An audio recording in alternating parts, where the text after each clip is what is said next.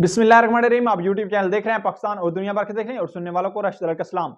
नाजरीन, इम्पोर्टेड सरकार की जानब से सोशल मीडिया पर अगर मुइशत की बात बताने पर जो सोशल मीडिया एक्टिविस्ट हैं या कोई भी यूट्यूबर्स हैं, उनको तो धमकी लगाई गई थी कि हम कार्रवाई करेंगे और सजा भी देंगे, अच्छी खासी रगड़ा भी लगाएंगे और कोई भी इस तरह की मुइशत के बारे में खबर ना दे।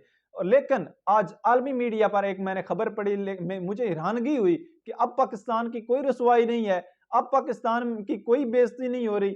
अब कैसे ये दे रहे हैं खबरें? लेकिन इंटरनेशनल मीडिया तो इनके कंट्रोल से बाहर है, वो तो इनके कंट्रोल में, उसको कंट्रोल नहीं किया जा सकता। ये इम्पोर्टेंट सरकार ना ही कर सकती है और ना ही कुछ ये खबरें चेंज करवा सकती है। उधर आज मैंने खुद बीबीसी और कुछ कई इंटरनेशनल चैनल्स जो हैं उन पर हेडलाइंस पढ़ी और कहा गया था कि पाकिस्तान की मुईशत इतनी खराब, इस हद तक खराब हो चुकी है कि पाकिस्तान के आर्मी चीफ को अब दौरा करवाया जा रहा है सऊदीया का, और वहां से वो यूएई जाएंगे और वहां से वो पैसे मांगने जाएंगे और कुछ मदद मांगेंगे।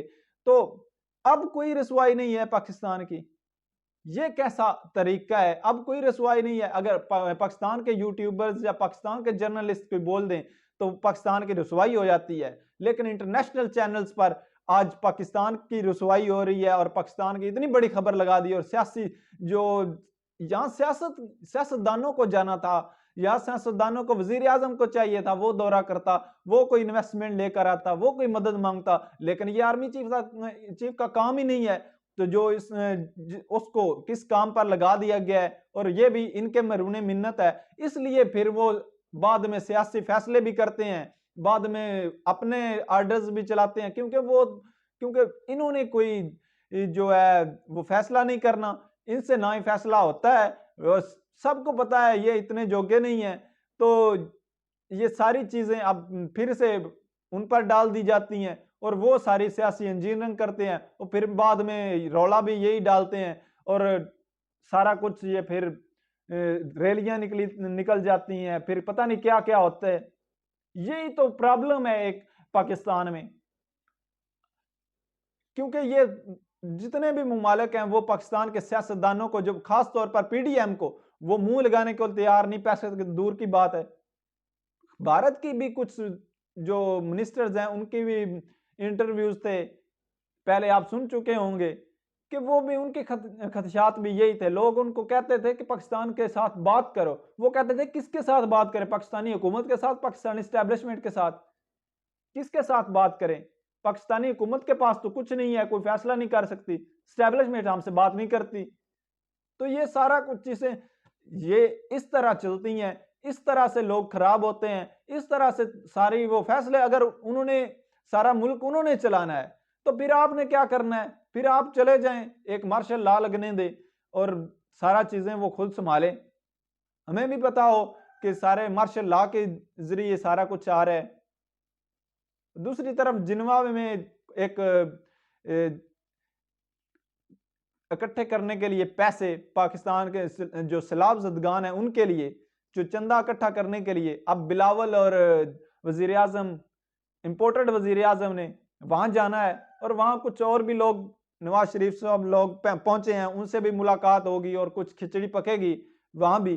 असल में कुछ चीजें तो ये थी ना कि कई दिनों से 3-4 महीने महीने गुजर गए हैं और कोई भी सैलाब ज़दगान की मदद के लिए नहीं पहुंचा। अचानक से जो बिलावल भुट्टो हैं वो भी चले जाते हैं और इंपोर्टेड वजीर आजम भी चला जाता है बलूचिस्तान, और बाद में वहां से एक रिपोर्ट तैयार करते हैं, सारे फैक्टर्स फिगर्स जो हैं वो लेते हैं, फिर जिनवा चले जाते हैं। और इसमें पंजाब और खैबर पख्तूनख्वा बुरी तरह हिट हुआ था। जो सैलाब ज़दगान थे उनका नाम ही नहीं लिया गया, उनको कोई भी किसी किस्म का, उनसे बाहर रखा गया है। सिर्फ उन हुकूमतों को आगे लेकर जा रहे हैं जो इनकी कंट्रोल में है, वफाकी कंट्रोल में है, सिर्फ उनको अब ये इमदाद दी जाएगी। हो सकता है पता नहीं कुछ पैसे इकट्ठे हों भी या ना हो, ये बात की बात है, लेकिन अभी तक जो इम्पोर्टेड हुकूमत है वो पंजाब और खैबर पख्तूनख्वा को बाहर रख रही है इस सारे मामले से।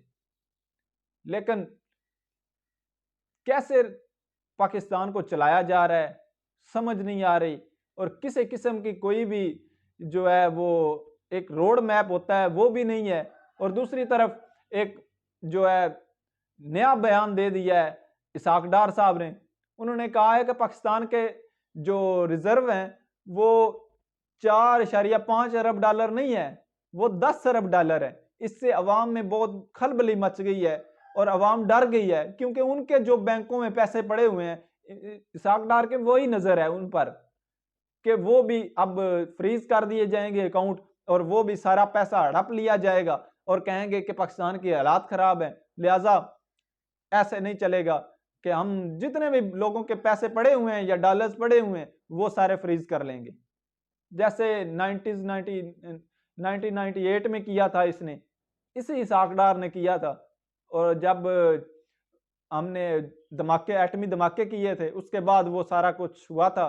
तो वही एक फिर से एक वही चीज उसकी जानब इशारा किया गया है। दूसरी जानब कल इमरान खान साहब ने वर्कर जो खवातीन कन्वेंशन है उनसे बात करते हुए, खिताब करते हुए, उन्होंने एस्टैब्लिशमेंट को एक फिर इल्जाम लगा दिया है।